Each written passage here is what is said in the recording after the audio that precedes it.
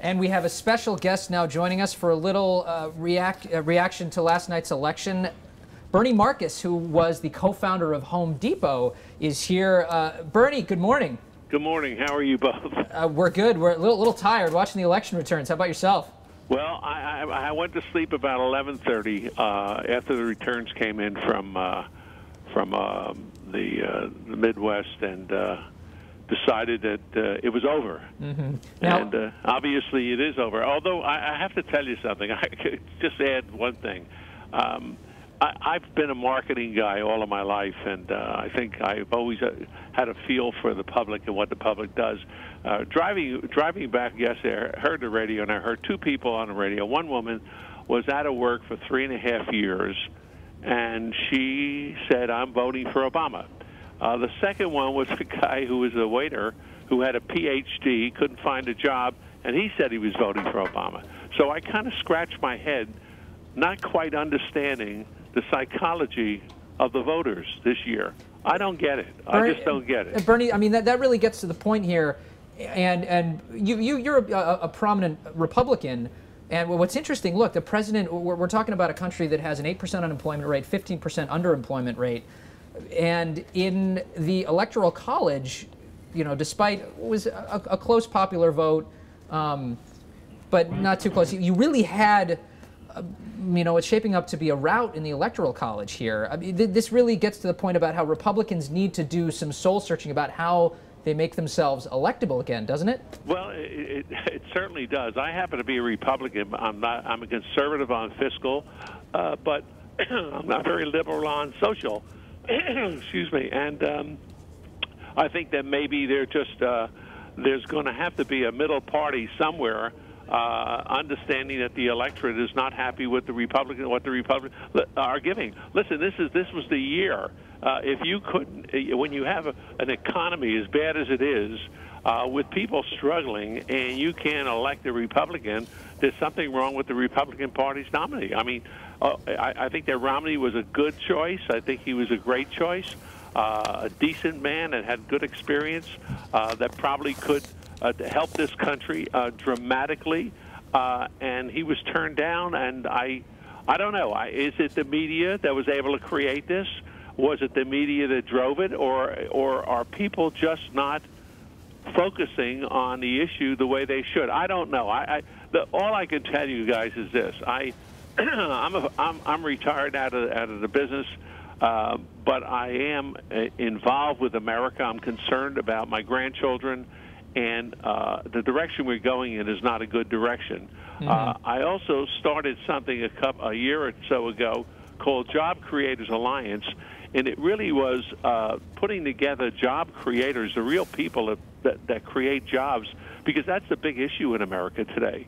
And this was representing small business people all over the country, and we now have business people, and that's anybody who doesn't have a lobbyist in Washington. They have no representation. You take somebody that has 3 restaurants, that has 300 people working for him, he has nobody watching out for him in Washington. He just has to go with the waves, and he has to respond to what happens in Washington, and nobody is there lobbying or helping him. And this organization was meant to do that. 'Cause I remember the days when we were struggling back in 1978, 79, and we couldn't make payroll. I remember, you know, not sleeping at night, and this is what people are going through today. So. Bernie, you've complained about regulation here in the U.S., and you've said that if we have the regulations that we had now, when you started Home Depot, you wouldn't have been able to get beyond 6 stores, which would have meant Home Depot would have been a shadow of what it has become.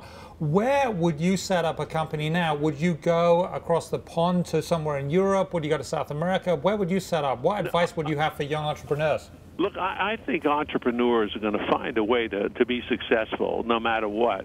The story of the Home Depot, I mean, starting out in 78, 79 with virtually no capital, and I mean no capital, to be able to accomplish what we have today. I mean, there are 330,000 people working at Home Depot today. It's got a book value of over $90 billion, and it's a very, very successful company. the biggest challenge to the Home Depot being able to do what it did now as opposed to then is the Congress of the United States.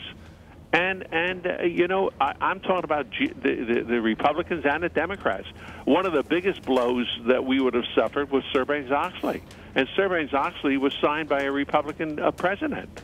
Bernie, that's a good point. I want to ask you, speaking of really of compromise here, I read a quote to one of our earlier guests from Speaker Boehner, who said, with this vote, the American people have made clear that there is no mandate for raising taxes. And yet, actually, that's not what this vote really makes clear. I mean, President Obama, who he ran very specifically on a platform of asking more from the wealthy.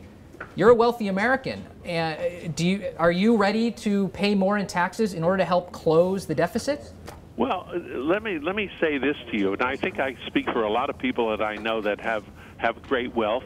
By the way, 90% of my wealth is going to philanthropy, so you understand that, you know, it's not to buy big boats, all right?